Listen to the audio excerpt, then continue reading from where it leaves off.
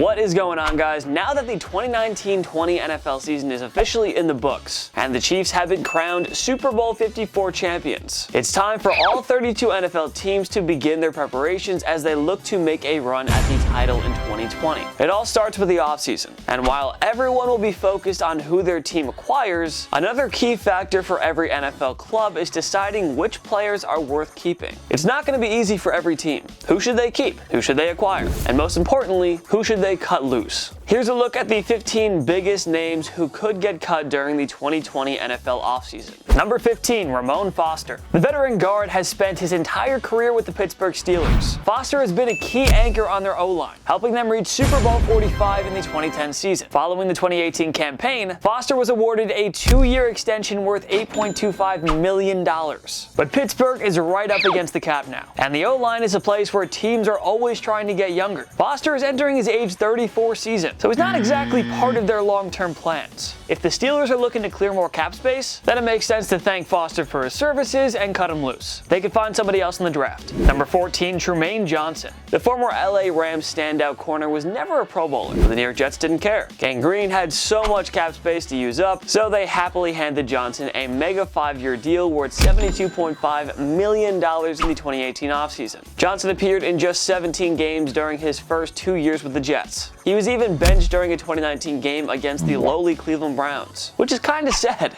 It's the Browns. New York can save $3 million in cap space by cutting the expensive and unproductive veteran corner. That's an easy choice to make, even though they'll be hit with a $12 million charge in dead money. Just another high-profile, expensive, and awful free agent signing by the Jets. It's time to cut their losses and move on. Number 13, Jerick McKinnon. The San Francisco 49ers overpaid for Jerick McKinnon when they signed him to a 4-year pact worth $30 million in the 2018 offseason. He unfortunately suffered an ACL tear before Week 1 of 2018 and missed the entire year. Another knee injury forced him to miss all of 2019 as well. McKinnon's injuries, his somewhat high salary, and the fact that the 49ers have more than enough quality running backs make this an easy call. GM John Lynch will cut ties with McKinnon, knowing he can roll with Tevin Coleman or Matt Breida. McKinnon will hopefully find a taker and get one more chance to salvage his career, but it most certainly won't happen in San Fran. Number 12, Xavier Rhodes. You remember when Rhodes was a Pro Bowl corner? Pepperidge Farm remembers. Rhodes' play has inexplicably gotten worse and worse since his 2017 Pro Bowl season. He's been a major liability on a Minnesota Vikings defense that has lost so much swagger. Do people still say swagger? Sorry. Rick Spielman and Mike Zimmer have to rebuild that defense from scratch. Rhodes entering his age 30 season isn't about to get better. It'd be a huge surprise if the Vikings kept this expensive and rapidly declining veteran. He's a shoo-in to be cut, so moving on. Number 11, Mohamed Sanu. The New England Patriots were desperate to add more pass catchers following Rob Gronkowski's retirement. Josh Gordon was cut mid-season because he couldn't stay healthy. Antonio Brown was released after one game because he's Antonio Brown. And rookie N'Keal Harry was injured for half the year. Bill Belichick got desperate and gave up a second-rounder to the Atlanta Falcons for the speedy Mohamed Sanu, who put up solid numbers with Matt Ryan and Atlanta. It looked like New England had found that final piece on offense, but Sanu was a complete non-factor in his 8 games with the Patriots, recording only 26 receptions for 207 yards and 1 touchdown. Belichick is never afraid to cut his losses when necessary, and Sanu will not be an exception. The entire pass-catching department in New England needs to be overhauled. Belichick could start by cutting Sanu while making big plays for the likes of AJ Green or Hunter Henry and Robbie Anderson. Number 10, Janoris Jenkins. The 2016 Pro Bowler had some short-term success with the Giants, but he was waived and picked up by the New Orleans Saints late in the 2019 season. He didn't make the biggest impact, however, and Jenkins would be lucky to end up with the Saints again in 2020. Jenkins is entering the final season of a 5-year contract, and the cap-strapped Saints won't want to pay a guy who will account for $11.25 million of cap space. Unless he agrees to a giant pay cut and restructures his deal, which shouldn't be ruled out, it's hard to imagine New Orleans bringing Jenkins back. Number 9, Nate Solder. Quality left tackles are hard to find, and Nate was a can't-miss commodity in 2018 free agency, even though he had never earned a Pro Bowl selection. But after spending 7 seasons as a mainstay on the New England Patriots offensive line, the New York Giants ponied up $62 million over 4 years to land him. Instead of fixing an awful offensive line in front of Eli Manning, Nate joined the long list of players who priced themselves out of New England, only to falter with their new team. He scored a mere 64.7 grade from Pro Football Focus for the 2019 season. He has stated that he is willing to to switch positions, and he has restructured his contract. He would also reunite with Joe Judge, the new Giants head coach who previously served as New England special teams coordinator. Also, the Giants would take on $13 million in dead money if they cut him. Still, it may be wise for GM Dave Gettleman to admit his mistake and just move on from him. The Giants can always find cheaper replacements through free agency or the draft. No sense in keeping a guy around when you know he's not going to produce much. Number 8, Olivier Vernon. The veteran pass rusher was traded to the Cleveland Browns as part of the Odell Beckham Jr. blockbuster in the 2019 offseason. Vernon was supposed to help Myles Garrett and fellow newcomer Sheldon Richardson anchor a deadly pass rush, but that never happened. Vernon missed 6 games, and he only recorded a mere 3.5 sacks with his new team. The Browns defense performed well below expectations, and new head coach Kevin Stefanski and new GM Andrew Berry will certainly look to make sweeping changes on that side of the ball. Vernon carries a whopping $15.5 million cap hit for 2020. How can the Browns justify paying that when they have so many holes to fill all over their roster? We'd be pretty shocked if Vernon was back in Cleveland for 2020.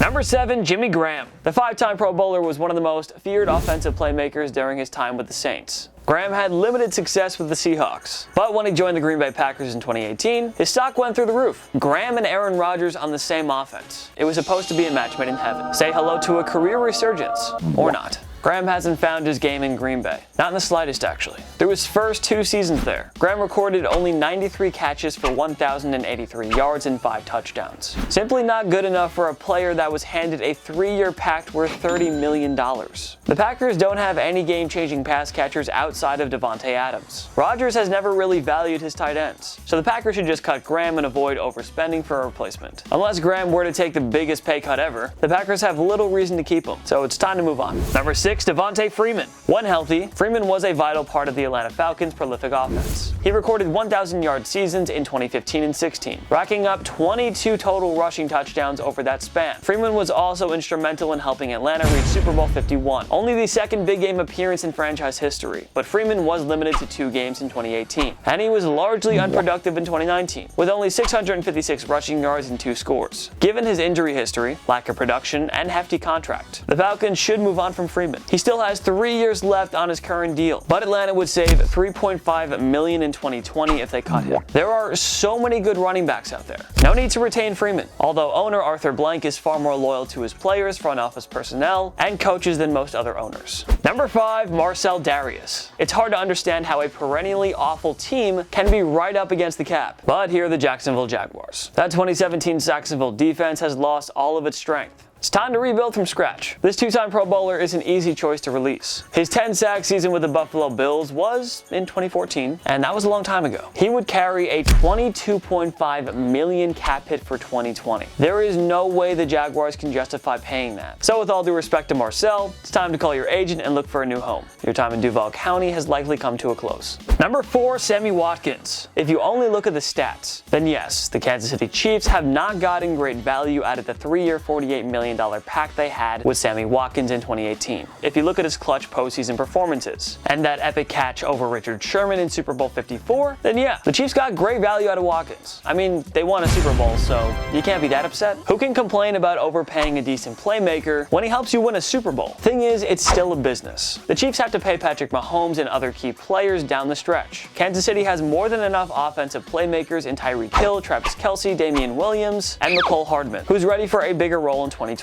Watkins has been a key part of the Chiefs' unstoppable offense, but the salary cap means you can't pay everyone. Watkins has also brought up the possibility of sitting out 2020 in order to rest his off-injured body and spend time with his family, even if he and KC are keen on a reunion. The Chiefs should release Watkins and see if he'll take a pay cut, regardless of whether he plays in 2020 or not. Number 3, David Johnson. The Arizona Cardinals certainly have buyer's remorse after giving David Johnson a 3-year $39 million extension in September 2018. He had a season for the ages in 2016, and after being limited to 1 game in 2017, Johnson bounced back nicely with 940 rushing yards and 7 touchdowns in 2018. But Johnson regressed big time in 2019, recording just 345 yards and 2 touchdowns. He lost the starting job to midseason trade pickup Kenyon Drake, who flourished in Cliff Kingsbury's offense. The GM has stated that releasing Johnson is an option, but we're not buying it. You can't throw all this money around at a number 2 running back. Arizona has to accept its mistake and move forward with a younger, cheaper, and healthier option in 2020. Or they could hopefully find a trade partner for DJ's mega contract by offering a draft pick to sweeten the deal. Either way, Arizona has to move on.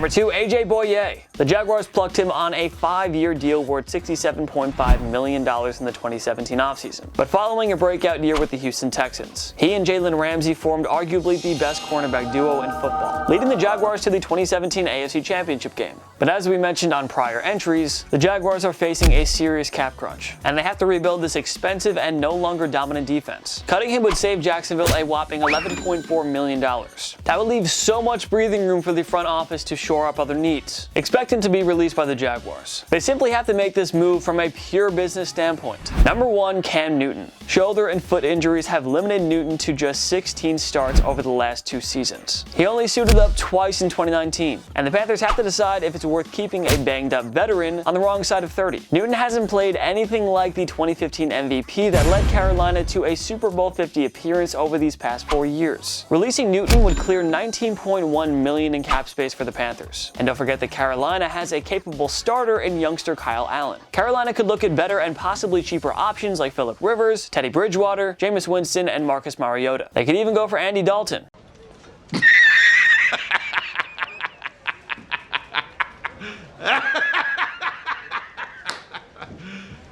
You serious? Or even somebody in the draft. Or they can risk it all in hope that a 31-year-old Newton will stay healthy and productive. And that's asking for quite a lot. It wouldn't be a surprise if head coach Matt Rule asked for a new quarterback to work with. If Newton isn't released, there's still a high chance that he gets traded. Carolina can go either way here. There are pros and cons to keeping or cutting Newton, but he's definitely the biggest name that stands a good chance of getting cut during the 2020 NFL offseason. Which other big-name players do you think could be cut during the 2020 NFL offseason? Join me in the comments section below. Make sure to follow myself and TPS on social media. We post great content all the time. TikTok, Instagram, Twitter, we're everywhere. You should go look for us, and you'll definitely be pleased with what we have to offer. If you like this video, give it a like. It takes one click right down there, and of course subscribe to TPS because we have new videos every day and they're sports content and they're great, so why would you not want that? Of course, thank you so much for watching. I'm Jason Biondo. I'll see you next time. My knee.